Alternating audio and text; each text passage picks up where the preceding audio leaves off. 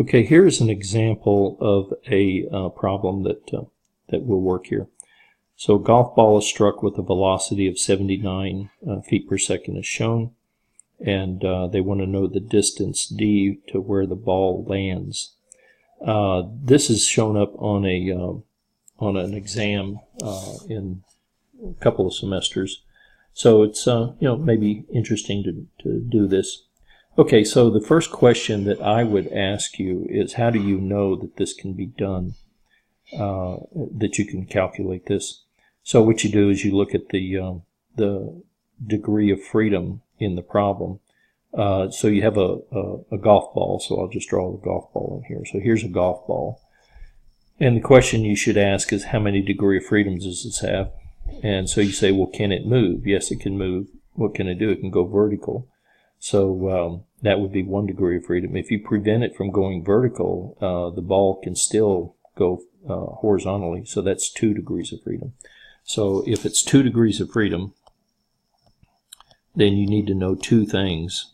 And in this particular case, what you know is 2 accelerations, because the golf ball is in free fall, which means that it has a vertical acceleration of g down. Free fall does that, and then it also has an acceleration of 0 in the horizontal. If you don't remember that, there was a video that I did for derivation. Another one was called Results, that tried to show that free fall has these 2 accelerations. Okay, so there's 2 degrees of freedom. You know 2 accelerations, so you can do anything that you want. Now what they're asking for is a position, and therefore position is below acceleration, so we're going to integrate the accelerations. Before you jump in there and start integrating, though, ask yourself, are the accelerations constant? Well, they are until it hits the ground at B, so we're going to just do the problem from the time that it leaves the golf club until just before it hits point B. So yes, during that time the accelerations are constant. Therefore, we're going to use the handy formulas for that. So let me see if I can pull those up real quick.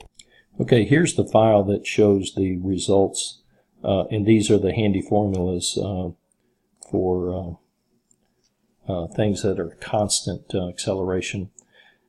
Now, what the problem is asking for is position. So the choices that you have are either equation 1 or equation 3. They're the only 2 that have position in them. In the case of the bottom one, that equation, number 3, is good when you know something about the initial and final velocities. So what I'm going to do is I'm going to use equation 1 first. So anyway, I'll go back to the problem. So I'm going to try and use position 1. Okay, or the first equation rather. Okay, so I'm going to just repeat it here. So it would be position equals initial position plus initial velocity times t minus t0. In this case, the ball is hit at time equals 0, so I'm just going to drop off that other one, plus, or the t0 plus 1/2 the acceleration times time squared. So that's what the equation looks like. And now, because there are 2 degrees of freedom, I'm going to be looking for 2 dynamic equations. So what I'm going to do is apply dynamic equations in 2 directions. Now, here comes a point. Which direction should you choose to apply these equations? You should always choose the directions that have the easiest acceleration terms.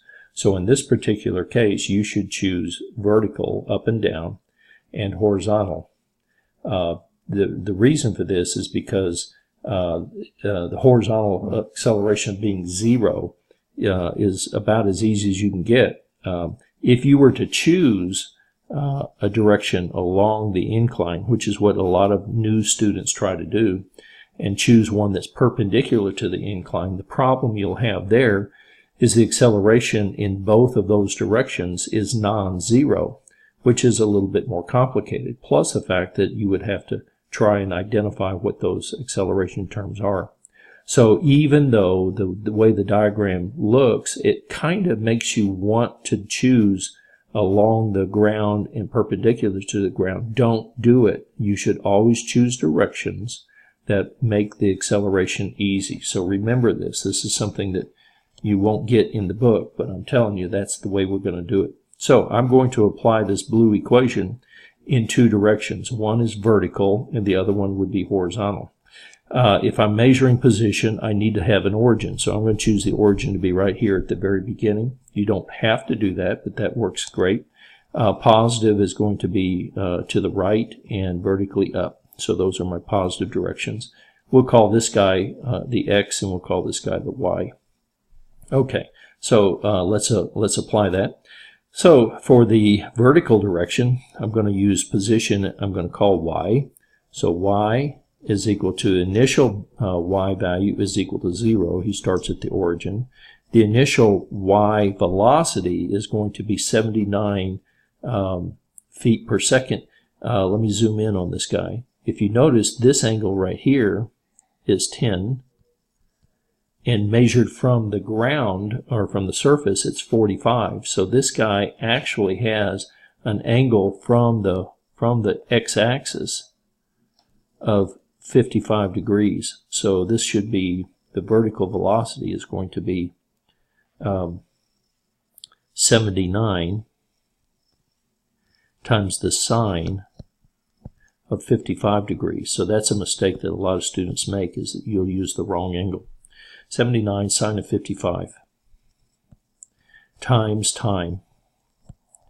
And now the acceleration vertical is down at, since we're in feet, it'd be 32.2. So this would be minus 1/2 32.2 times time squared. So that's the equation in the vertical direction. If you apply the equation in the horizontal direction, you'll have x equals, initial is 0, the initial horizontal speed is 79 cosine of 55 times time, and now the acceleration horizontally is 0. So that's all you have. Okay. Now, now that you've written these guys, that is pretty much what you would expect to have to do. You've written its 2 degrees of freedom. You've written your two equations. Let's circle the things that I don't know. So, for example, the y. I don't know where it hits, so I don't really know the y. I don't know where it hits, so I don't know the x. I don't know when it hits, so I don't know the t. So now you have 3 unknowns. And you only have 2 equations. You cannot solve for 3 unknowns using 2 equations, so there must be another relationship. You don't look for another dynamic equation, so you don't go in there and look for, let's pull up these equations if I've got them. Oh, here we go. Let's pull up the equations. You know not to go in here and look for another one. Don't go in here and say, oh, okay, I'm going to use equation 3. Don't do that, because you're expecting 2 dynamic equations, and you have the 2 dynamic equations. You want to look for something else.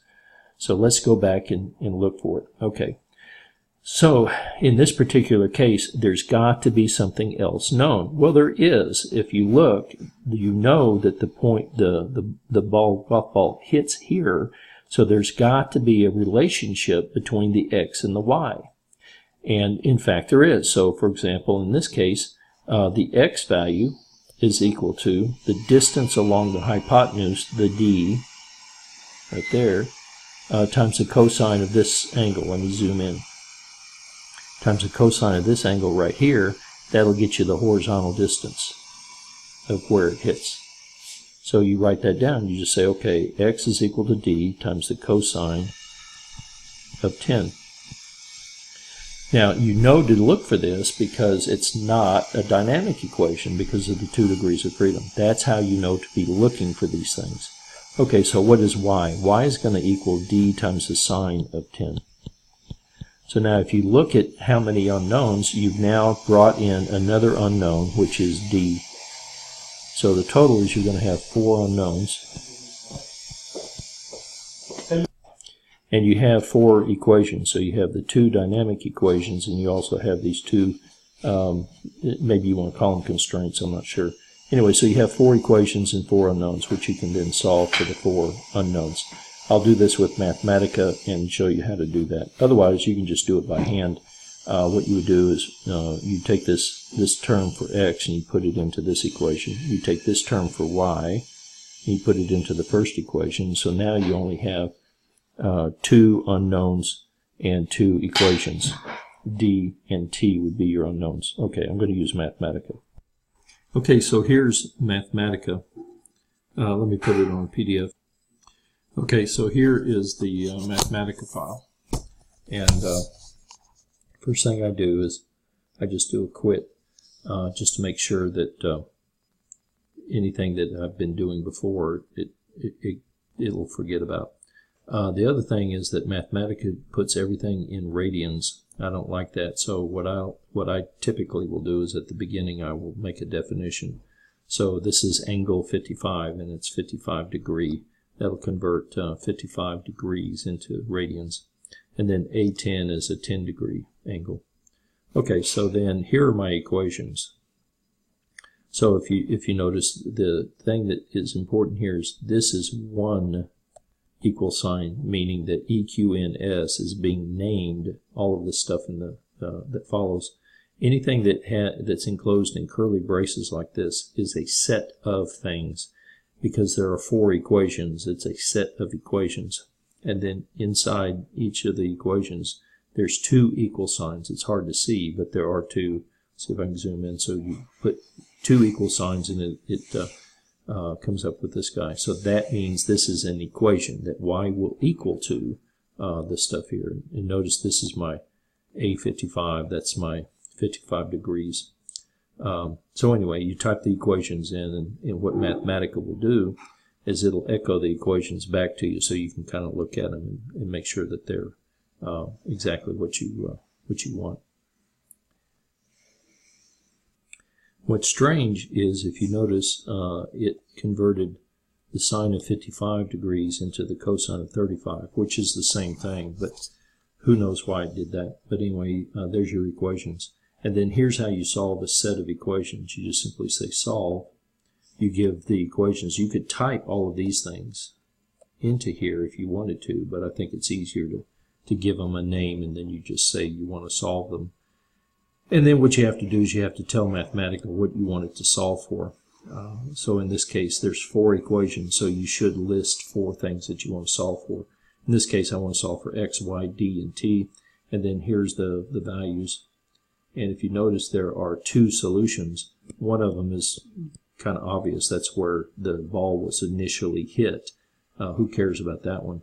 And then over here, this is the value that you're really looking for. You're looking for you're looking for the value of d. The rest of them you could care less about, but it does give them to you. So that's how you would solve this with Mathematica.